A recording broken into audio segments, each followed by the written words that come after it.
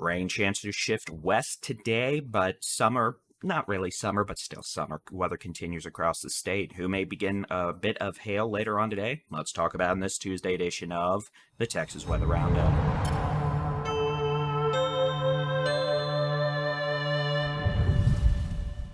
Good morning. It's Tuesday, the 26th of September, 2023. I'm Texas Storm Chasers Baldy-in-Chief David Rammer. I'll give you one guess as to why I'm nicknamed Baldy-in-Chief, but it might have something to do with the fact I am bald.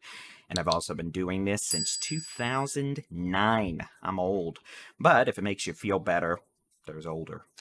In terms of sensible weather across Texas over the next few days, let's just pop in and take a look at the North American model. As we head through today, we're expecting scattered showers and thunderstorms across the Borderland of far west Texas, El Paso, into the Trans-Pecos, Guadalupe, and Davis Mounds, down into Big Bend National Park. We could also see scattered storms this afternoon and early this evening across the western Texas Panhandle, West Texas. Some of those storms across the areas I just mentioned could produce locally damaging wind gusts. That could also result in blowing dust, pocket change size hail, frequent cloud-to-ground lightning, and heavy rainfall. So we head into Wednesday, another round of isolated to widely scattered afternoon pop-up storms across the Panhandle and West Texas.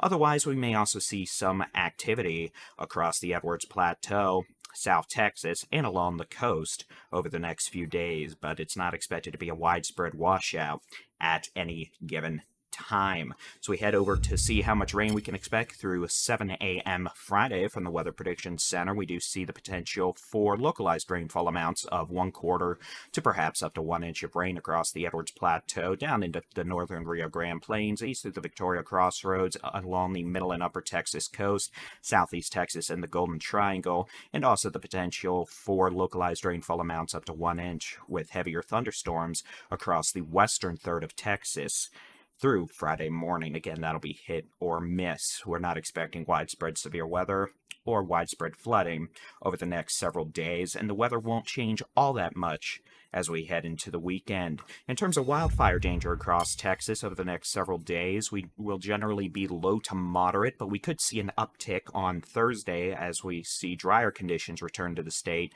along with above average temperatures for late September. We could see moderate to high fire danger across the western, northwestern half of Texas. Still a loads of a lot better than we dealt with back in August, but still plenty of dead grass that could easily promote grass fires, and we have noticed some uptick in initial attack activity in the region. Temperatures over the next 5 days, well, yesterday, Del Rio ended up being the hottest spot in the continental United States with 105 degrees as the topping temperature.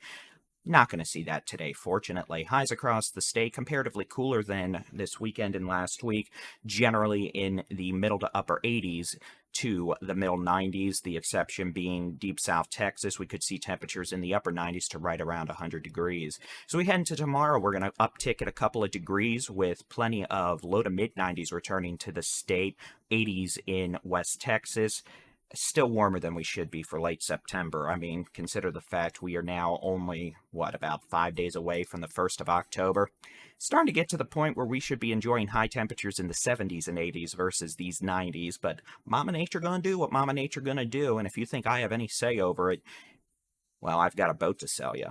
In terms of Thursday's high temperature forecast, still getting a little bit warmer, starting to see upper 90s across northwest Texas into western North Texas, the Permian Basin, into deep south Texas. Here's Friday. Pretty much steady state, and honestly, not a whole lot of change as we head into Saturday. Maybe a few degrees cooler across the state, but still, middle 80s through middle 90s across the state today through at least Saturday. And outside of the rain chances I just talked about, we really don't have a whole lot going on weather-wise this week across Texas. We're kind of under the influence of a upper-level ridge, which is preventing the jet stream from dipping on down into Texas like we saw, at times this past weekend. But that looks like it'll probably change next week. We're starting to see some indications we may see a pretty good little upper-level storm system arrive in Texas in about 7 to 9 days. We'll see what that ends up doing, but at the least we may end up having some stormier weather return to the state. That being said, you can always get your local weather forecast in the free Texas Storm Chasers mobile app, interactive weather radar, storm chasing videos, and live severe weather coverage, plus these daily Texas weather roundups.